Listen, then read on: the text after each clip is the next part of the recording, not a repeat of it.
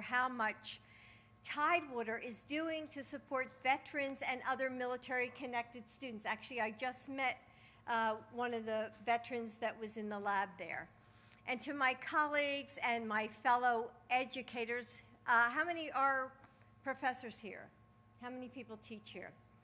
So, a couple people, okay. So, thank you for joining us, and happy Teacher Appreciation Week. So, so, like the students here at Tidewater, my community college students don't take anything for granted. So I don't get too many late papers or missed exams, of course, although there are, as you know, a few exceptions. But I have to tell you, a few semesters ago, it was early in the morning, and I got this text, and it said, and I quote, "On my way to the hospital to have my baby, my research paper's gonna be late." To which I replied, "Excuses, excuses." Now, this woman in my class, she served as an interpreter for our military in war zones. And she had come to America to start, a new life with her family. And in the midst, I couldn't believe it, but in the midst of labor, here she was, worried about getting in her paper on time. Now, I know that she's a special example, but her commitment, and you know this, certainly isn't unique. And veterans and single parents, first-generation students, refugees, my students, like all the students here, I'm sure, come from every walk of life. They show up, they don't complain, and all they ask is for one thing in return: the chance to work hard and build a good life for themselves and their families. And that's exactly what community colleges like Tidewater give them. Our schools accept everyone, regardless of age or race or income or family legacy. And they offer classes that are flexible, so students don't have to choose between work and school. They train for real-world jobs, like I just saw in the lab. They tailor to the communities they serve. Or provide a strong foundation for those students who want to go on to, to a four-year degree. Community college graduates provide more security for their families. They invest in their local schools and businesses, and they bring needed skills to our workforce, helping us to meet the challenges of the 21st century. That's why we need 2 years of free community college. Thank you, Mr. President. And when we give all Americans the chance to learn from preschool to community college, it will create a ripple effect that is felt by every single one of us. There is no greater investment than we can make than in education, as we all know. And we must provide support and resources so that our students can make it across the finish line. Joe knows that. He saw it in his classes when he taught law school. And he's heard it from me every single day when I finish teaching my classes. But it's not enough to know. It takes action. And what drew me to Joe all those many years ago was his strength. And beneath his kindness and his charm and his good humor is a man who keeps his promises. He does the necessary work and shows up when it matters. And today, the American Rescue Plan, the American Jobs Plan, and the American Families Plan will work together to deliver the future we need. He's going to deliver on our promise of opportunity for all Americans. With universal preschool, quality public schools, and free community college, our country is going to rise together. And we see that in the story of our next speaker, Jaden Williams. And when she was a senior in high school, she started taking classes at Tidewater. And today, she's part of the TCC STEM Promise program, whose mission is to create a large and diverse STEM workforce. So, as you all know here at the community college, it's all about good paying jobs. And Jaden has made the president's list and the dean's list and is well on her way to a career she loves. Jaden, we are all so proud of you. So please help me welcome Jaden Williams.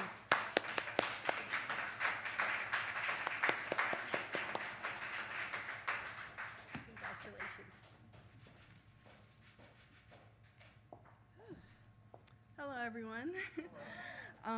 I'm just so honored to represent Tidewater on this day because of what this school means to me. Tidewater Community College has equipped me to become a well-rounded student and professional. TCC has provided me numerous opportunities to intern, volunteer, and also earn professional development. TCC's Women's Center is very integral in my story of my success. TCC Women's Center had actually offered me a scholarship that has eased my financial burden completely. So I am on a full ride scholarship. Thank you. But the thing that is so special about TCC is the specialized support that we receive and also the smaller class sizes, which I think is a plus. I think that TCC's mission, from here, go anywhere, is essential just everywhere in our daily lives. TCC has ingrained this in us, and I believe that from here, I can go anywhere. Thank you.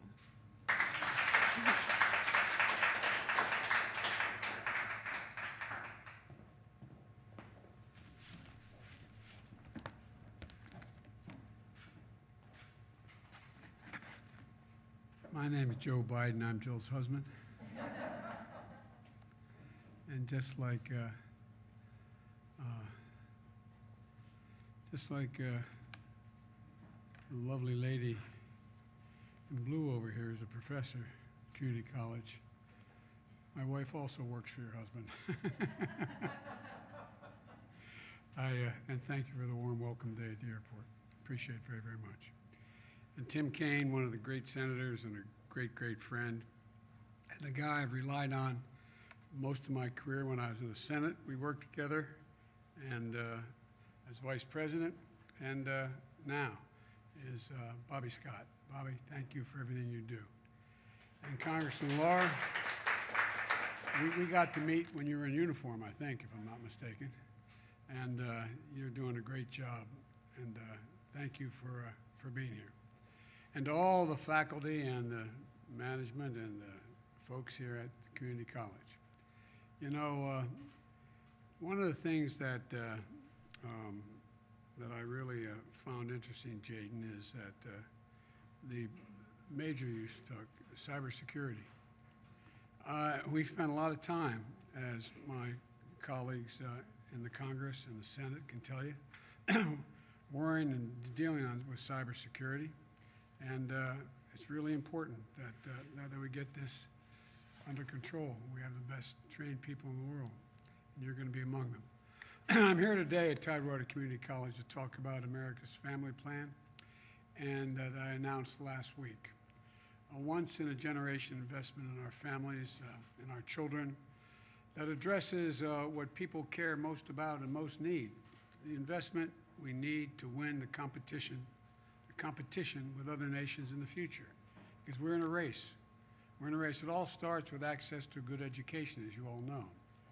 When America made 12 years of public education universal in America in the early 1900s, it made us the best educated nation in the world, and you saw the benefits that came from that. But the rest of the world's caught up to us. The rest of the world's caught up to us. They're not waiting.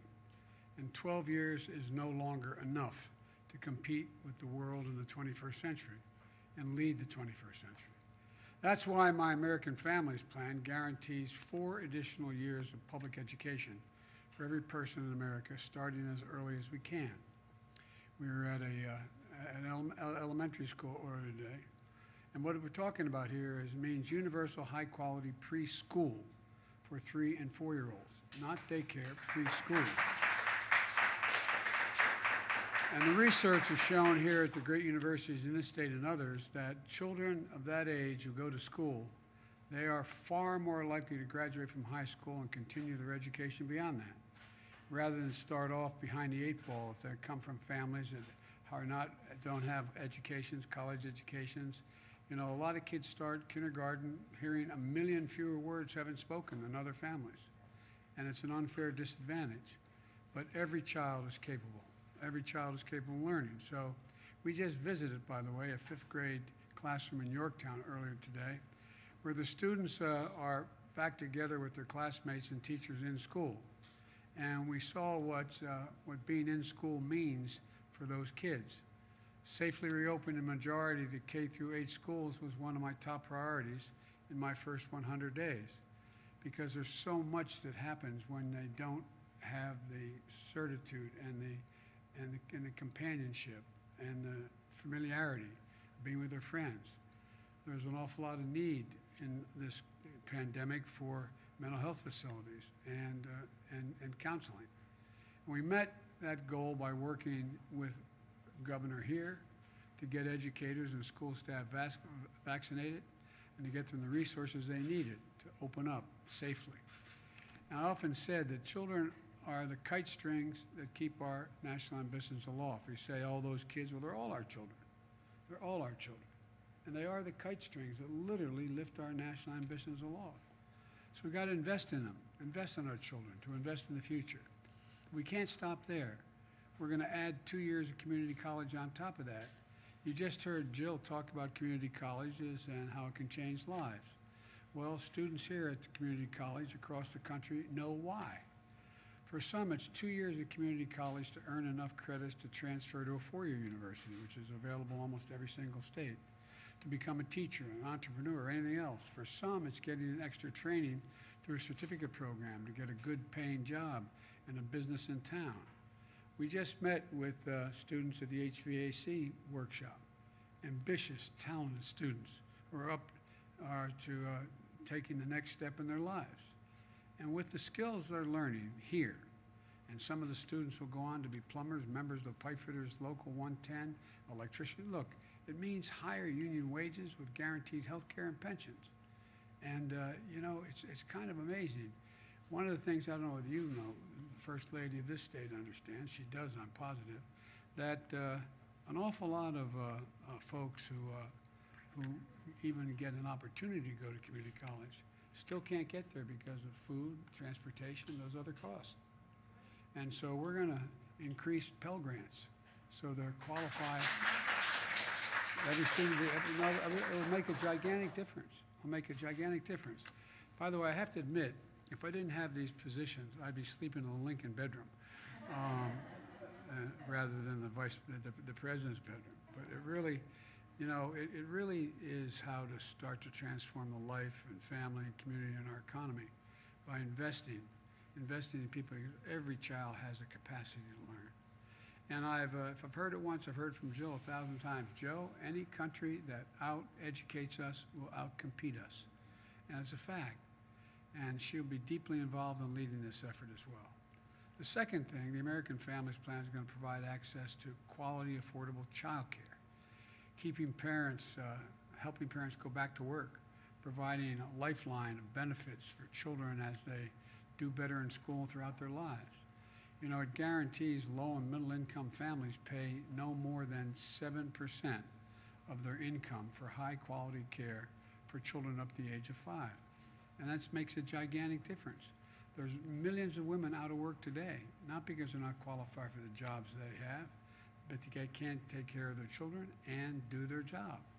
And the cost of child care is extraordinary. I was a single father when I first got elected to the Senate. I had 2 young boys raised after their mom and sister were killed. And had I not had the family I had, I'd never been able to do it. And I'm not joking about that. And I was a senator. I was making a decent salary. The most hard-pressed working families won't have to spend a dime if, in fact, my plan works. If you're low-income folks, you'll be able to get child care for free. Third, the American Families Plan is going to finally provide up to 12 weeks of paid and medical leave, paid family and medical leave. We're one of the few industrialized countries in the entire world that doesn't have this feature. No one should have to choose between a job and a paycheck or taking care of themselves, their parent, their spouse, or a child that's ill. They should have that opportunity. And the fourth piece of the plan, the American Families Plan, puts money directly in the pockets of millions of Americans. In March, we extended the tax credit for low and middle income families with children. Now, if I could hold a second here, if you make enough money and you're paying taxes, you end up in a situation where you get to deduct $2,000 per child as a tax benefit. You don't get it back, but you get to deduct it. Well, if you're a minimum wage worker, you're not paying much tax. And if you're making less than that, which many people are, you're not paying any federal tax. So you get no benefit. So we put in place, and a number of my Republican colleagues share the view too, although none are voting for it, but I think they share it as well. And that is up to $3,000 per child 6 years and older, and $3,600 for a child that is over 6 years, under 6 years of age. That means two parents and two young kids, they get a check back from the government for $7,200 in their pockets, which they're doing now, which can help them take care of your family. And it will benefit more than 65 million children. And all the data shows it will cut child poverty in half this year, cut it in half. My plan extends the tax credit at least through the year 2025. Because what's going to happen in 2025, as the press knows, is the tax cuts of the last president expire. And we're going to go back, that put us $2 trillion in debt. And then we're going to compete as to what tax credits there are. I think it's about time we start giving tax breaks and tax credits to working class families and middle class families, instead of just the very wealthy. And here's what the American Families Plan doesn't do. It doesn't add a single penny to our deficit. It's paid for by making sure corporate America and the wealthiest 1% just pay their fair share. I come from the corporate capital of the world. More corporations are incorporated in the state of Delaware than all the rest of the nation combined. And I'm not anti-corporate, but it's about time they start paying their fair share. It's about making a choice. We have out there this year, you have 50 corporations making $40 billion that didn't pay a single penny in taxes, not a single penny. I don't want to punish anybody, but everybody should chip in. Everybody should pay something along the road here. The choice is about who the economy serves. And so I plan on giving tax breaks to the working class folks and making everybody pay their fair share. Here's an example of that choice. If you ask the top 1% to pay the same tax rate they paid in 2001 when George Bush was president, that would generate $13 billion a year. Now that's enough for us to take around 11 of that 13 billion and provide for 2 years of community college free for every student in America. So what's fair? Go from 36 to 39.6% like it used to be, and be able to take care of what's better. Just think about it in terms of what's better for America, not Democrat, Republican, individual. What's going to grow America more? What's going to grow America more? What's going to make us more competitive, stronger? What's going to make us better educated? So for folks at home, I'd like to ask the question, do we want to give the wealthiest people in America another tax cut? Or do you want to give every high school graduate the ability to earn a community college degree on their way to good paying jobs or on the way to 4 years of school in industries of the future? Healthcare, IT, cybersecurity, you name it. Look, another example. For too long, we've had a two-tiered tax system. Working families pay taxes they owe on the wages they earn, while some of the wealthiest Americans avoid paying anything close to that fair share. My plan revitalizes and the capacity of the IRS to crack down on, there's a number of studies from the former Secretary of Treasury on, that millionaires and billionaires are able to avoid taxes and cheat in avoiding those taxes because we have so few agents in the IRS. The consensus is if you increase the disclosure requirements for banks and financial institutions on accounts of the wealthiest Americans to reduce tax cheating, you will have two steps. Two steps would recover $70 billion per year that currently goes unreported and unpaid. Now, we've been hearing about this for the last 10 years. Instead of cutting the number of agents, we should be increasing the number of agents. Not hounding anyone, just being able to get access to information and shut down all the tax havens from the islands to, anyway, I won't go into it. I get a little carried away with this. But look, and we can take this money, and pay for universal pre-K for every 3 and 4-year-old in America. So what is better? Making people just pay their fair share? Paid family leave, child care cost of working families, maximum of 7% of their income. Again, it's a choice. It's more important to shield millionaires from paying their fair share, or is it more important that every child gets a real opportunity to succeed from an early age and ease the burden on working families? Third, we have a loophole in our tax system called stepped-up basis. It's also known as a trust fund loophole. For example, if I had $1 million in stock that I bought and it made $1 million, and I was going to cash it in, I'd have to pay capital gain on that $1 million. But if, God forbid, on the way, go back to where I was, on the way to where we're talking about, on the way to cash in my stock, I got hit by a car and got killed, I can leave it to my daughter, and she pays no tax. A tax that was owed 2 seconds earlier. It's not an inheritance tax. It was a tax that was owed two seconds earlier. But that's what stepped-up basis means. It's a person passes away and leaves the stock in their son or daughter. Son or daughter don't have to pay anything on that multi-million-dollar gain when they sell that stock. And that's worth a lot of money. Look, it may be decent and honorable people, and they are. But the last thing Americans with the amount of wealth needs is another tax break. We need to make a choice of eliminate the loophole. Only the gains above people making $2 million a year, or excuse me, a couple. A rate of capital gains rate for people making more than $1 million a year, which, by the way, would affect 0.3% of all taxpayers. 0.3% of the top 1%. And close another loophole, like the real estate investor loophole. The wealthiest simply paying the same rate on their wages and investment income that raises $40 billion a year for the next 10 years. The reason I'm bothering to do this is I keep hearing on the press, Biden's going to raise your taxes.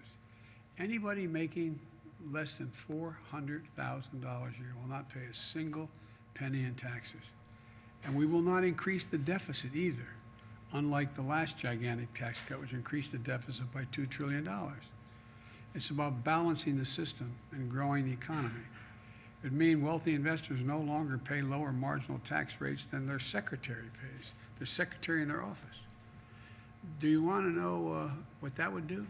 That would take that money and extend the life-changing middle-class tax cut and put it in place for American Rescue Plan and expand child care tax credit. I mentioned earlier that's $1,700 in the pockets of a family with 2 kids for now through 2025. Look, just closing these loopholes by taxing investment income at the same rate as wages for the wealthiest Americans would have enough to extend this again through 2025.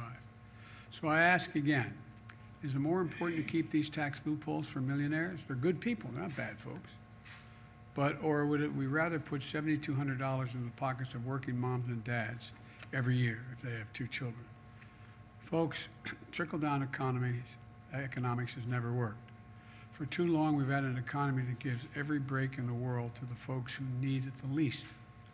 It's time to grow the economy from the bottom up and the middle out. We can choose to give hard-working families a break, a tax break in effect. We can choose to invest in our students. We can choose an economy that rewards work, not just wealth, and that chooses the choice I'm making, and the vast majority of American people support, is let's give people a shot. Given even half a chance, the American people have never, ever, ever let their country down. Imagine if we give them a full chance. Imagine what it would mean for them and their families and for our country. We're the United States of America. There's nothing we've been unable to do when we do it together. So let's get together. Let's get this done. Because the truth of the matter is that we can do this and grow the economy. I won't go on all the other statistics, but the plan is estimated to grow the economy another $1 trillion. This will grow the economy. Everybody will be better off. So I want to thank you all for doing your part here to make sure that not only you're educating and giving people a real shot at a real life consistent with their talents and their capacities, not limited because they don't have the money. And we're going to give it to a lot more people. I promise you, America will be much stronger for it. Because like I said, we're setting out a universal education. It wouldn't just be 12 years anymore. It would be those 14 years, 16 years I'm talking about. 2 to start and 2 at the other end. And as your state has done under your governor and your senator and your congresspersons, your state, if you get 4 years out of here, 2 years out of here, it's 2 years toward a state university. You cut tuition in half for a 4-year degree as well. So there's an awful lot of possibilities, an awful lot of hope. And the good news is I think there's overwhelming bipartisan support for this. If you look at the polling data, Republican voters overwhelmingly support it. Now I just got to get some of my Republican colleagues to support it. So thank you all. God bless you, and thank you for the work you're doing. And may God protect our troops. Thank you so much.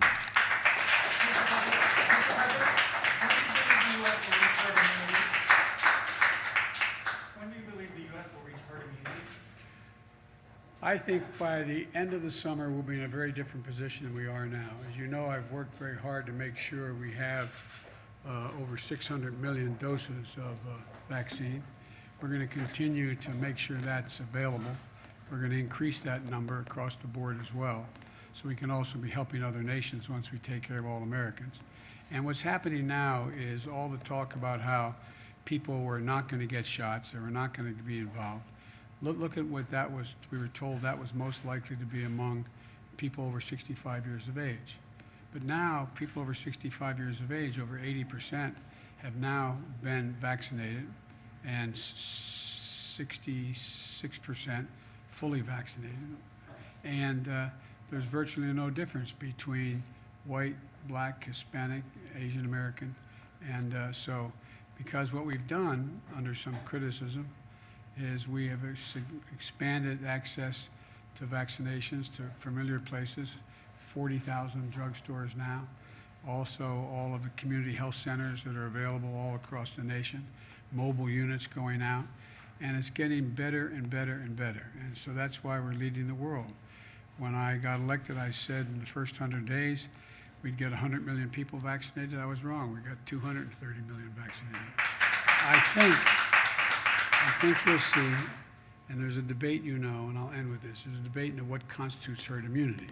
Is it 70% of the population? Is it 68%? Is it 81%? The point is that by the end of the summer, right now, every single person, 16 years or older, doesn't have to wait in line, can show up and get a vaccination now. My plea to everyone, get vaccinated now, please. Thank you.